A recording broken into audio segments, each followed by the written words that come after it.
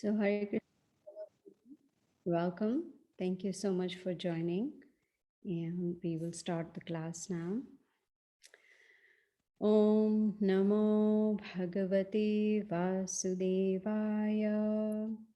Om Namo Bhagavate Vasudevaya. Om Namo Bhagavate Vasudevaya. So we are continuing with chapter number 4 of Bhagavad Gita as it is. The chapter is entitled Transcendental Knowledge. And we will cover only one verse today, which is verse number 34.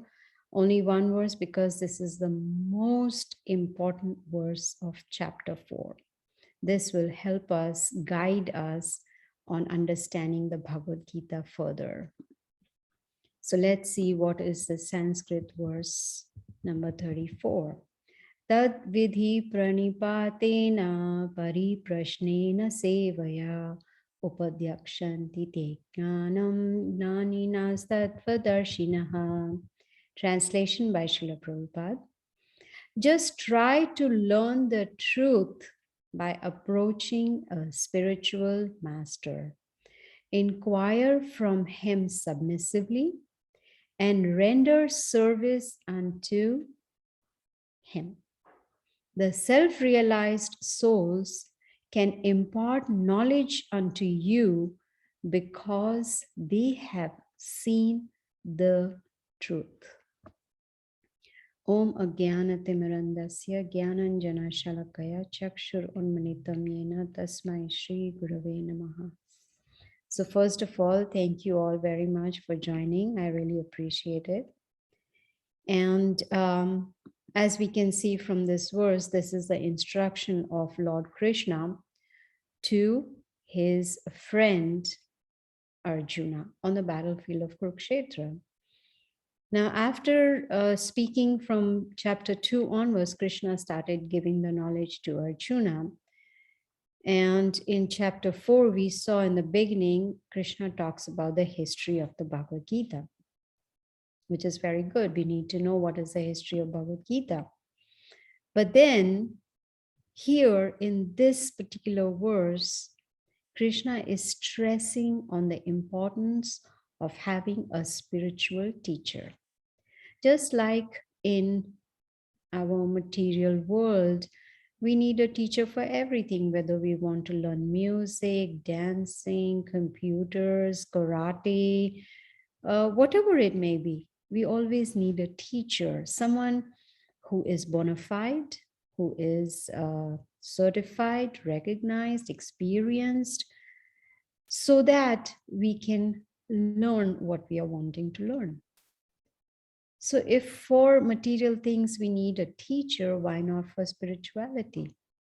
So here we can see Krishna, he is asking Arjuna that there is a very important need, very, very essential to have a spiritual master. Why? Because if we are on the path of spirituality, if we are wanting to become self-realized, then we need guidance. Because the path of self-realization is not very easy. It is difficult.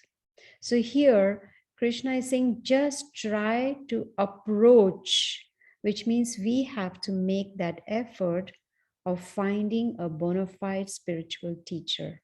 Just try to learn the truth by approaching a bona fide spiritual master. Now, bona fide is a very important word in the whole verse. And why is it? Because I'll give you an example. If I,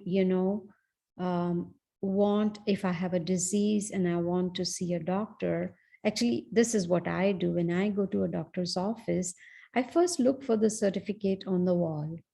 Is this, of course, if, he or she has been recommended, probably they are bona fide, but I still look for that certificate on the wall. We don't want to, if supposing one of you is sick and, I tell them, oh, I can cure you. You wouldn't want to get cured by me if I'm not bona fide, if I'm not certified, if I haven't passed the medical examinations or whatever is required to be a doctor. So same goes with spiritual knowledge. We need to approach a bona fide spiritual teacher. So now the question arises, who is bona fide? And Krishna has told us in the beginning of chapter 4, he says, Evam parampara praptam imam rajarshayo vidu. He says this spiritual science of Bhagavad Gita should be received in strict disciplic succession. In Sanskrit, it's called parampara, which means a disciplic succession. If any of you have the Bhagavad Gita as it is, if you look at the last page of introduction of this book, you will see a list of bona fide gurus. It all starts from the top, from Krishna. Now, the different Vedic literatures have already declared that Krishna is the Supreme Lord. So he's right on top, Krishna giving this spiritual science knowledge. And he gave it to Brahma. Brahma gave it to Narada. Narada gave it to Vyasadeva, who's an incarnation of Krishna. So like this, the whole chain of bona fide gurus and disciples comes down strictly till it reaches Srila Prabhupada. And you will see number 32 is Srila Prabhupada, who has given us this Bhagavad Gita as it is. So what is the importance of this disciplic succession? The importance is that, first of all, it starts from the Supreme Lord, which is Krishna. And because all the spiritual masters in the whole chain of succession are all bona fide, the authenticity of the data is maintained, which means there is no addition, subtraction, multiplication, or division with the knowledge. The knowledge is presented as it is, as Krishna gave it to Brahma. Brahma gave it as it is to Narad Muni. So this is how the data, the whole knowledge is maintained. There is no change. There are no opinions added. There are no interpretations added to the knowledge. So if we really want to become self-realized and we want to realize, who am I really? And what am I doing in this material world? Why am I suffering? And most importantly, how can I break this cycle of suffering? So we cannot become self-realized by just reading books. Excuse me. We can't just do independent study of books and boom, we become self-realized. No, that is not possible. Just like I want to learn, karate. I can't just do shoo or whatever it is at home or read some books. No, I have to approach a bona fide teacher, go to the school, the karate school or the karate class, and learn from there in a very systematic way. The same goes with Bhagavad Gita also. And the teacher is important, who can, guide us and, of course, use the knowledge of the Bhagavad Gita, but at the same time, show us practically how to put Bhagavad Gita into practice. That's very, very important. Because until and unless we have guidance, we will not be on the right track. Now, in this verse, Krishna is telling Arjuna, of course, you approach a bona fide spiritual master, but then what do you do after you approach? He says, inquire submissively, which means questions should be there. We have so many doubts. We have so many doubts in our minds. We don't have answers to so many questions. So then the disciple should approach the teacher and inquire submissively. Now, what's the meaning of submissively? Submissively means it's not just folding hands and bowing down the head and asking a question. That is good, but that's not enough. Inquiring submissively means one should understand that I do not know, that I do not know the Bhagavad Gita, and I am approaching a teacher to learn the Bhagavad Gita. But if the mentality is, I know it, I have read it so many times, and I know, yeah, I can figure it out. But because, Krishna says, let me, ask a teacher. No, the consciousness should be that I do not know. And then we can inquire submissively. And then the next point Krishna says is render service. Now one may say, why render service? I'm not a servant. Why should I render service? When we render service to a spiritual teacher, then that spiritual teacher is pleased and imparts knowledge. And that service attitude makes one humble. Humility is very, very important. So inquiring. Now, when we are inquiring, we must make sure, Srila Prabhupada mentions in the purport, that it shouldn't be absurd inquiries. The inquiry should be something genuine, intelligent. Inquiring like, how can I become sin-free? How can I lead a karma-free life? How can I live my life in such a way that there are no reactions? How can I be happy? How can I achieve peace of mind? These are intelligent inquiries. What would be absurd inquiry? Where is God? Does God exist? These are all absurd inquiries. So we have to inquire submissively and at the same time render service. So these two, inquiry and service, will equal to spiritual understanding. Now, Krishna is talking about approaching a bona fide spiritual teacher. We should know what are the qualifications, just like, when we are looking for a specialist, a doctor who's specializing in some field, we are looking for qualifications. We research on Google or wherever we research and we find out, oh, this is a doctor and this is where he or she is specializing in. These are the qualifications. So also the spiritual teacher, if he or she is bona fide, will definitely be qualified also. So the very first qualification of the teacher being bona fide is that he or she is in parampara, in disciplic succession, and in such a disciplic succession that is complete in its own self. It's not that, there is a break in that. There should be no break in that disciplic succession. Let me give you an analogy. I have some lighting in this room, I have some bulbs. I have about 5, 10, 15 bulbs here in my room. And how is it that they are, able to give light?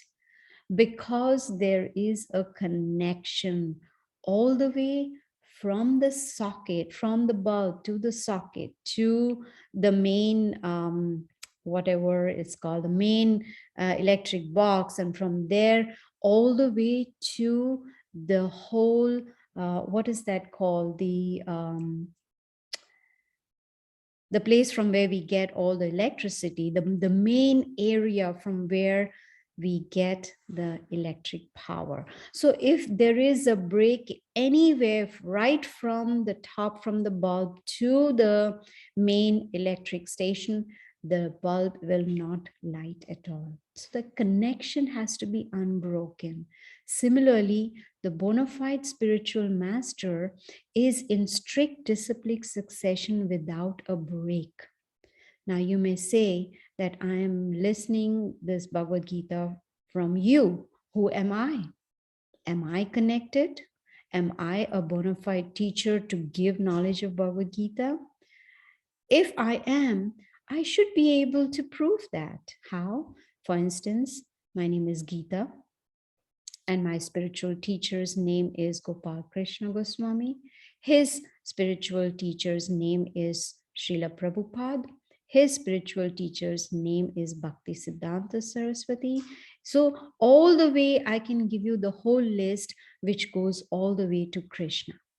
And as I told you, if you open the Bhagavad Gita as it is, you can find it even online on Vedabase, Vedabase. If you go to Vedabase, you will see Bhagavad Gita as it is. If you open the introduction and see the last page, you will see the whole disciplic succession. Maybe Leela Krishna can look up on Vedabase and put it in chat, the link, which shows us the whole disciplic succession that starts from Krishna all the way down to Srila Prabhupada. So the qualification is the connection. If not connected, then not in parampara. That means the knowledge that we are getting is not authentic. And we have seen from the Vedic scriptures that Krishna is the original spiritual teacher. He's the one who gave this knowledge to Brahma. And from the history of the Bhagavad Gita, we see it's 120 million years old. And Krishna himself is telling us, this is how we should receive this science of Bhagavad Gita, the spiritual science. And the spiritual master is needed because he can guide us expertly. Otherwise, we will be lost. Right? We need some guidance, just like the children need guidance from the parents. The students need guidance from the teachers in the school or the college or university or wherever it may be. So also in spirituality, we need guidance. Otherwise, we are lost. I'll tell you a nice story. This is a story from a village in India. So in the village, there is someone who is a very rich person, and he's called the zamindar. Zamindar, who owns a lot of land and is very rich. So one day he had given a beautiful diamond necklace to his daughter as a gift. And unfortunately, the daughter, while playing with friends or whatever, lost the diamond necklace. Now the owner, the zamindar, was like really worried because it was very expensive. So he decided, he knew that it's not possible for one or two people to find it. So he decided to make an announcement in the village. He said, so my daughter has lost her diamond necklace, and whoever finds the necklace, I'm going to give 20 gold coins. Now, gold coins in a village means a lot. It's a lot of money. So all the villagers, they started hunting for the necklace. They're going here, there, everywhere, searching, because everyone wanted those gold coins. And they knew once they get those gold coins, their life will be all set. They won't have to live in poverty. They will be, happy or whatever. So there was this one villager who was very enthusiastic and determined to find. And so he was walking and looking, and then he came across a pond. And then he noticed that the necklace was in the pond. And he was so happy. He said, he started dreaming. Oh, now I got the necklace and I'm going to get the coins and I'll do this and I'll buy that. So he started dreaming, but he said, I got to get that necklace. So he jumped in the pond to bring that necklace out. But when he went inside the pond, he couldn't find the necklace. He came out disheartened. Then after a while, he noticed that, oh yes, the necklace is in the pond. How come I didn't get it? So he jumped again. And every time he would jump, there would be disturbance in the water in the pond. And so he couldn't find the necklace. And there was this very self-realized person walking by at that time from that area, and he noticed, what is this man doing? He's jumping again and again in the dirty pond, and he's coming out and he's disheartened, and again he's jumping in the dirty pond. So he stopped that man and he said, "What are you doing?" He said, "Look, do you see the diamond necklace in the pond?" The saintly person nodded. He said, "I want that necklace." So the self-realized person said, "You want this necklace, but you're looking at the wrong place. That is not where the necklace is." "Oh, where is it?" He said, "Look up on the tree. The necklace is hanging up on the tree. You're looking at the reflection in the pond and you're going after the reflection." So this man, he got guidance from a self-realized person where exactly his goal was. It was right up on the tree. This is what a self-realized person can do. He can guide us. We are looking for reflections in this material world, and we are thinking, "Oh, that is what is going to make me happy. I have found it. I know it. I know where to find happiness." And then we are disappointed, disheartened. So spiritual path is difficult. It's not easy. But if we have a spiritual teacher, he or she can guide us on the right path. Just dry arguments, mental speculation, that cannot lead us to self-realization. Many times I used to see when I was working in the office and there used to be, say, a Christmas party or whatever, all the colleagues have gathered together to enjoy the party, and then they have a drink in hand and there's a conversation going on and they're talking about God. "Oh, I think according to me this, according to me that." These are all mental speculations. They are not based on knowledge, on bona fide knowledge. So mental speculation and dry arguments cannot take us to self-realization. The Vedas says, "Dharmam tu sakshat bhagavat pranite," that these religious principles are directly given to us by the Supreme Lord Krishna. And we need to understand these spiritual and these regulative principles. Until and unless we understand them, how can we put them into practice? So as I was saying before, we cannot progress on the spiritual path by just reading books at home. Independent study of books cannot help us.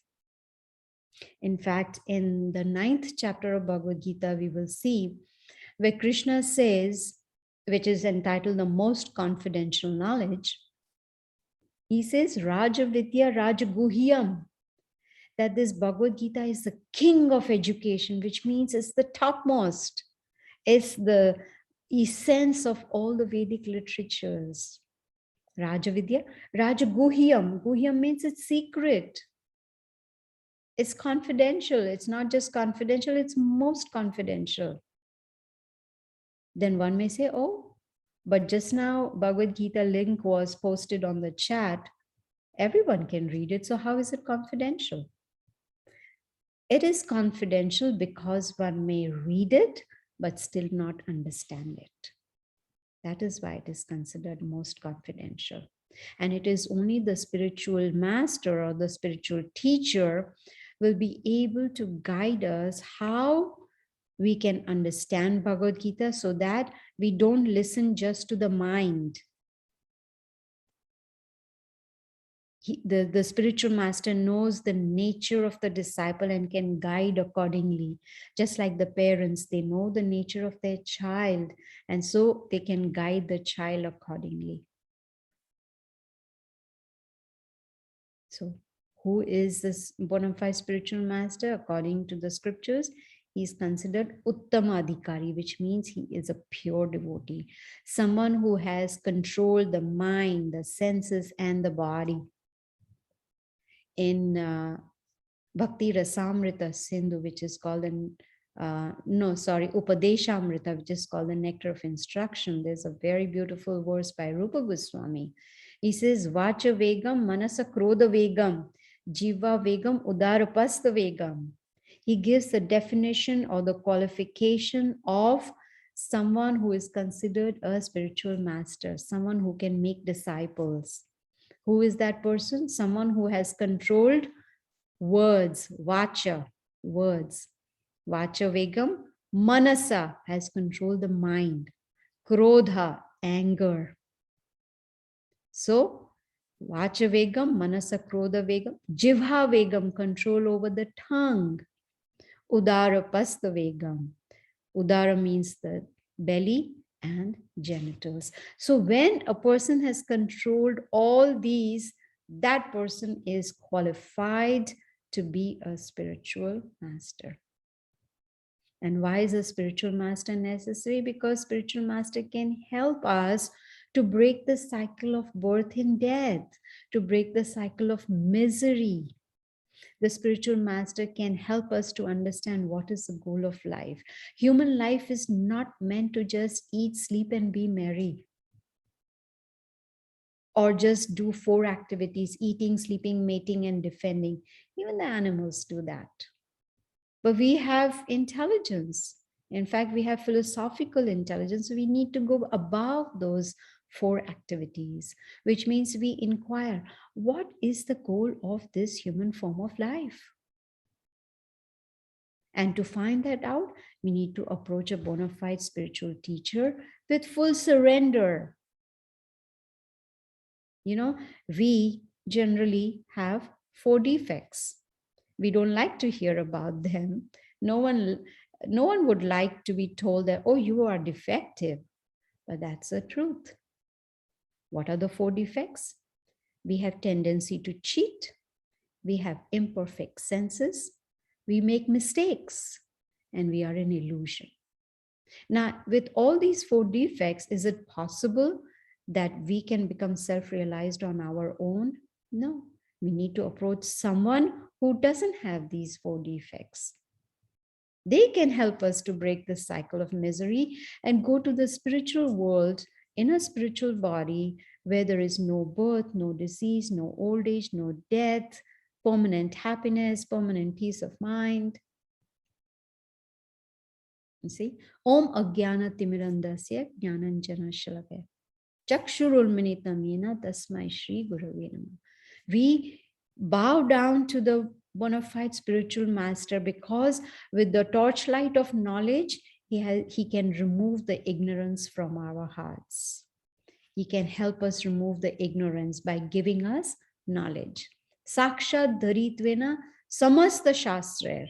All the scriptures tell us that the spiritual master, he is the one who can help us break this cycle and take us back to the spiritual. Vedas confirm that. So one may say, oh yeah, this is all theory. But what did Krishna do? Krishna, he gave us all the theory. He starts giving the theory part from chapter 2 onwards in the Bhagavad Gita. And till chapter 10, he is giving us all the theoretical knowledge. But in chapter 11, he shows it practically. So till chapter 10, he keeps saying, I am the Supreme Lord. I am the Supreme Personality of Godhead. And in chapter 11, he shows the universal form in which he shows that everything comes from him. He is the Supreme Lord. And he is giving us this theory, Tad Vidhi Pranipatena Pariprashnena Sevaya. He's saying, just try to learn the truth by approaching a bona fide spiritual master, inquire from him submissively, and render service unto him, the self-realized soul. So that means he's calling the bona fide spiritual master as self-realized soul. The self-realized soul will impart knowledge unto you because they have seen the truth. That means they have seen the Supreme Lord, they know the truth, and they can guide us in that direction. So Krishna gave this theory, approach a teacher, and what did he do? He accepted a bona fide teacher, even though he's God. But just to set an example, he himself accepted a bona fide teacher named Sandipani Muni 5,000 years ago. And when he came down 540 years ago as Chaitanya Mahaprabhu, he accepted a bona fide teacher even then, even though he is the Supreme Lord. He accepted Ishvara Puri as his spiritual master. And what did he do? He inquired submissively, even though he knows it all.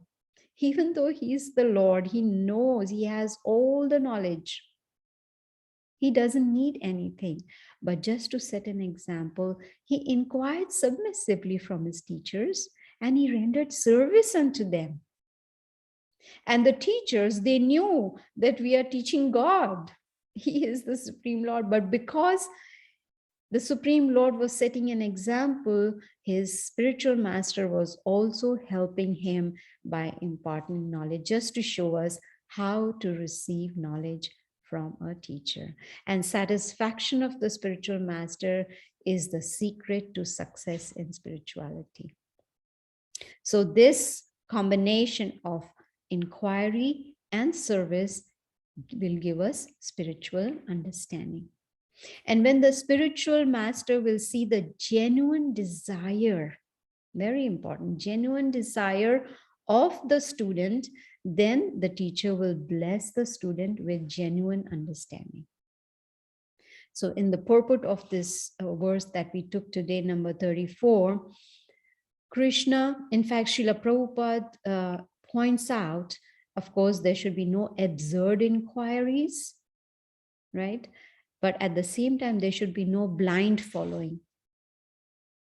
You know, just because someone says do this doesn't mean we just go ahead and do it. No, it has to be based on knowledge. So Bhagavad Gita is telling us we need to approach a bona fide teacher, is telling us the qualifications of a bona fide teacher. So there should be no blind following.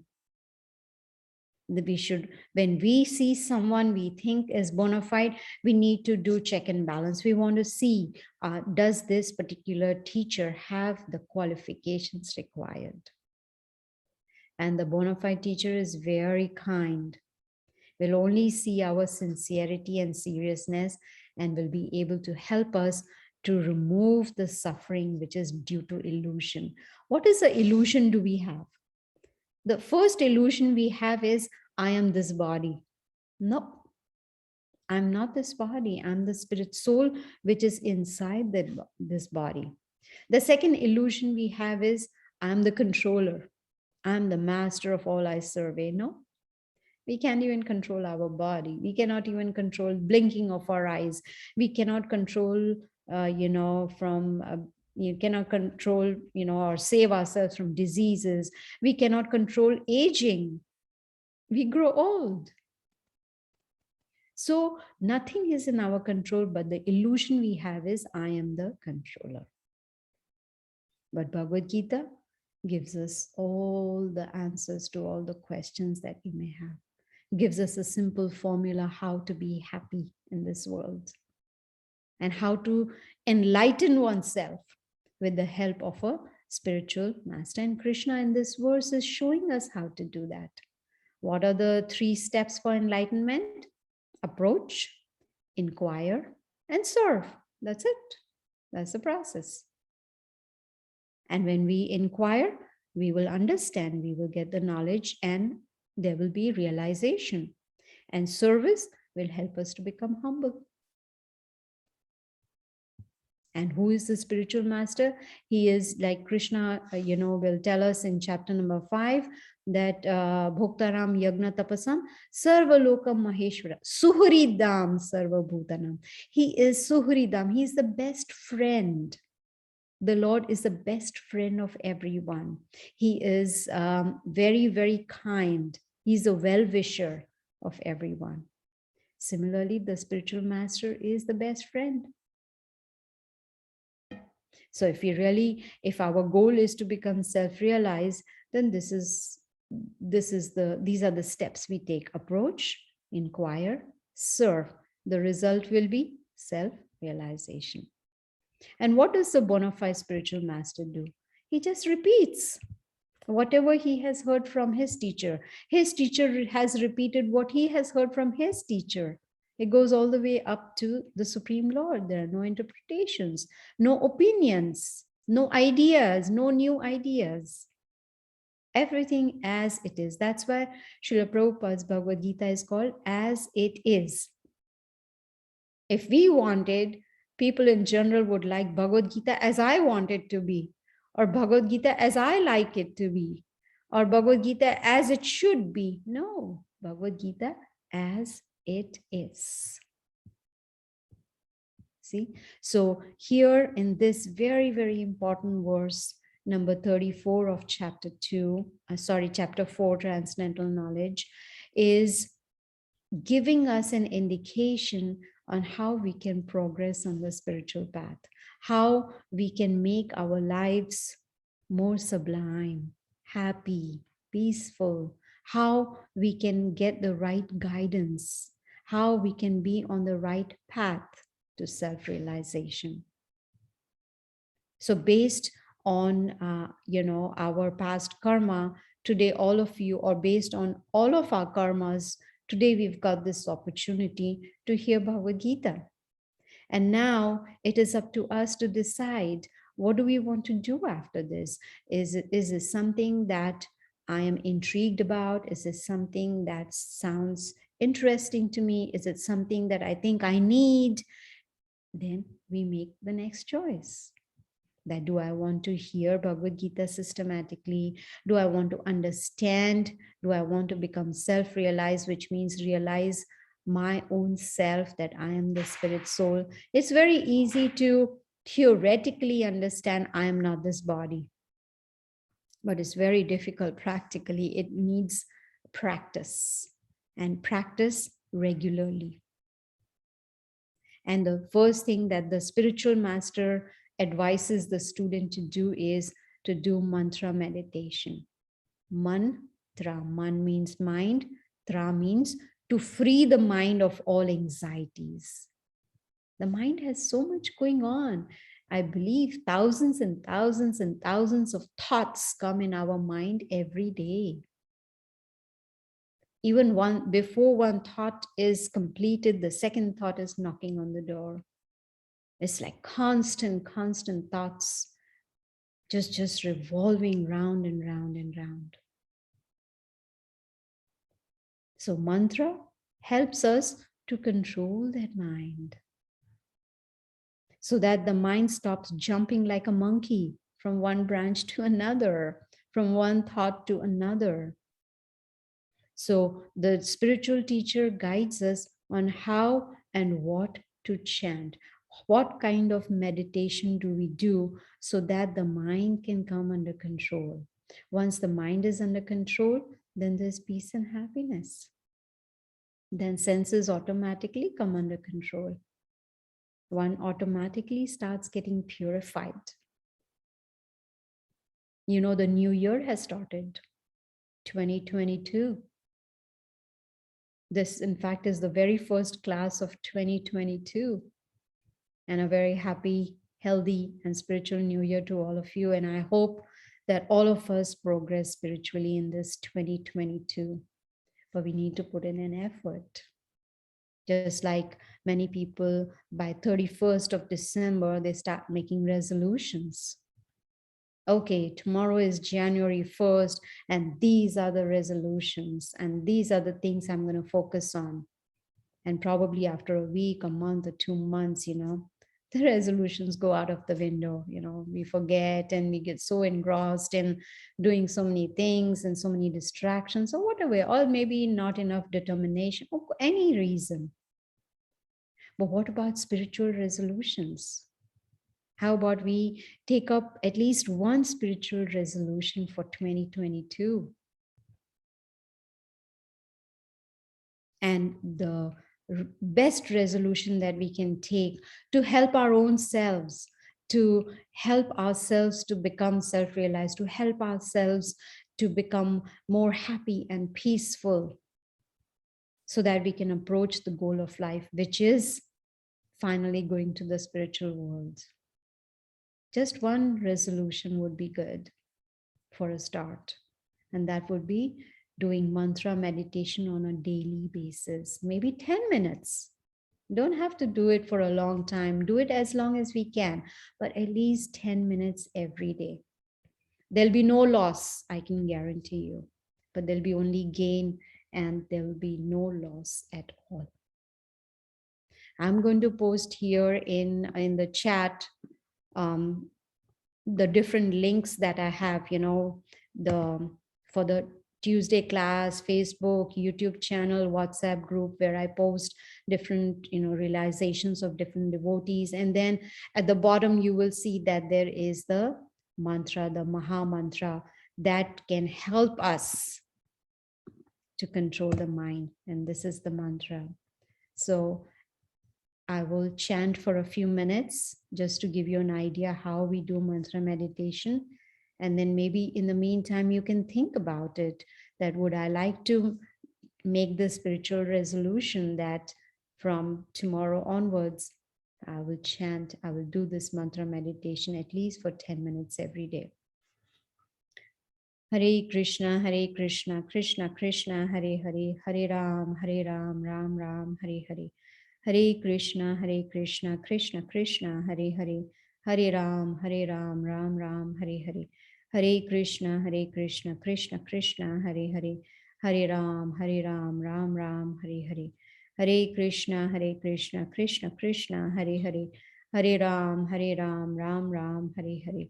Hare Krishna, Krishna Krishna, Hare Hare, Hare Ram, Ram Ram, Hare Hare. Hare Krishna, Krishna Krishna, Hare Hare, Hare Ram, Ram Ram, Hare Hare. Hare Krishna, Krishna Krishna, Hare Hare, Hare Ram, Ram Ram, Hare Hare. Hare Krishna, Krishna Krishna, Hare Hare, Hare Ram, Ram Ram, Hare Hare. Hare Krishna, Krishna Krishna, Hare Hare, Hare Ram, Ram Ram, Hare Hare. Hare Krishna, Krishna Krishna, Hare Hare, Hare Ram, Ram Ram, Hare Hare. See, it's very simple. I chanted only 10 times. But if we chant 108 times, it takes about 10 minutes, less than 10 minutes. So I would like to end here now and see if anyone is interested in asking any questions, or